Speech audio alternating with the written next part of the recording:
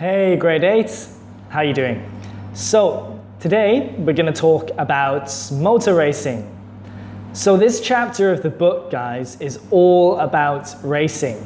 And unfortunately, there's a lot of writing styles in here that we have to cover. I wish I could talk to you about these in class, but these presentations will have to do.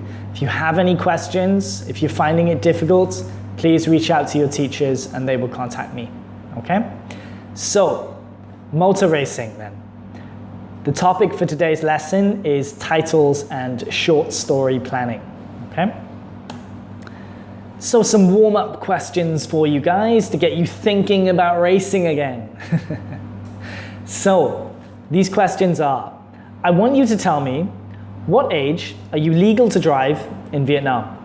And do you think that the age should be lowered or raised? Or if you think the age is good enough, if it's okay and doesn't need to change. In the UK, we can drive at 17, and personally, I believe that's a very good age to drive. Next question. When you think about driving, what words do you associate with it? What words do you think of when you think about driving? The way that you think of driving in Vietnam may be very different to the way I think about driving back home.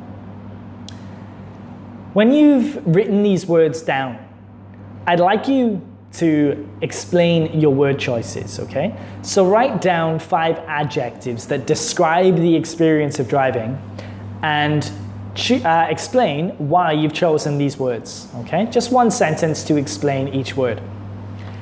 And next, do you like to play racing games or watch racing on TV, like Formula 1, motocross, etc., okay? Let me know. Write about 30 to 40 words for each of these questions, guys. No more. So next, I'd like you to take a look at the text 6E on page 84 about motor racing, okay? Firstly, you'll notice that this text does not have a title. And your job after reading this text, guys, is to create a title for it. Your title should be brief, and it should not give away the ending of the story, okay? Titles never tell the reader how a story ends. So, once you've read the text, guys, I'd like you to answer the following comprehension questions. What words and phrases in the first paragraph suggest that the narrator is about to take part in a race? The first paragraph does not actually use the word race, so try to think, what words is the writer using to explain what's about to happen in this story, to explain that there is a race taking place. Then I want you to have a look at this phrase in paragraph 1. What do you think the phrase, to have the edge on someone, means? Okay? Look at the sentence it's used in. Do not use a dictionary. Try to guess what this word means. Why is Rory so curious about Lee? Rory, our narrator, takes an interest in Lee. Why is he so curious? And lastly, what is the twist at the end of the story? The twist means the unexpected thing that happens at the end of the story. Okay? Answer these questions for me, guys, and good luck. So some additional exercises now. I'd like you to find the words and phrases in the text that have a similar meaning to the following. Immediate. To stop talking about something.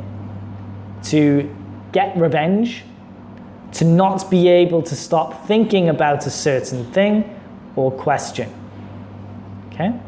So the answers to this are, guys, the word meaning immediate, pause the video if you haven't done this already, is imminent. Imminent. I-M-M-I-N-E-N-T. To stop talking about something is the same as to drop something. People often say, oh, drop it. Stop talking about it, okay? People are talking about the virus. You don't want them to talk about it. You say, oh, drop it, please. I've heard enough. Next, to get revenge. The same as to get your own back. To get your own back on someone means to get revenge on someone. To not be able to stop thinking about a certain thing or question. That is niggle. Something is niggling at you. It means that you can't stop thinking about something. The virus is niggling at me. I can't stop thinking about the virus. Okay? Like I said, give the story a title which does not give away the end. Write one sentence to explain the social issue raised in the story. And lastly, write one sentence to explain the irony in the story. The word's pronounced irony, not irony. Okay? Irony. So what is irony? Let's take a look. Irony is a figure of speech in which words are used in such a way that the meaning the author wanted to express is different from the actual meaning of the words. It might be it might be a situation that ends up in quite a different way than what is anticipated, than what you expect. So basically, it's a difference between what you think is going to happen and what actually happens. Okay? A big difference. So the best way to look at this and to understand this is by looking at some examples. So I have some for you on the following slides. Example 1. A novel's heroine, the female hero of a book, visits her favorite cafe every day from 11 a.m. to 1 p.m. to work on her manuscript, okay, her script for something. Her brother's best friend knows about this, that she goes to this cafe all the time, and he wants to find a way to ask her out on a date. The day that he finally feels confident and says, okay, I'm gonna ask her out, she's not in the cafe. Okay? He spent all this time thinking about how to ask her out, and the day he's gonna do it, she's not there. We don't expect that. We know that she's been taken ill, but the character, the brother's best friend, doesn't. Okay? So it's an unexpected situation and it's ironic. This helps to create some suspense as to what's going to happen next in the story. Another example. An ambulance driver speeds to the scene of a road accident. He travels there really, really fast. And the victim isn't actually that badly hurt. That is, until the ambulance driver goes too fast around the corner and runs the victim's legs over, injuring the victim even more than he thought he was. Okay? Lastly, a man buys a gun to protect his home, but during a break-in, the intruder wrestles the gun from him and shoots him. So the man buys a gun to protect himself, but it's actually the gun that ends up hurting him. Okay? So this is an example of an ironic situation. So guys, what you're going to do for this lesson, you're going to write a short story. The focus isn't on the narrative itself. The focus is on your understanding of irony. And I want you to write about an ironic situation. So planning the story, don't think too hard about this, okay? You're writing about a situation. You're not writing a masterpiece story. So the main paragraph, the first paragraph should introduce your main character, okay? You shouldn't have any more than 2, possibly 3 characters in your story, okay? More than that is way too much.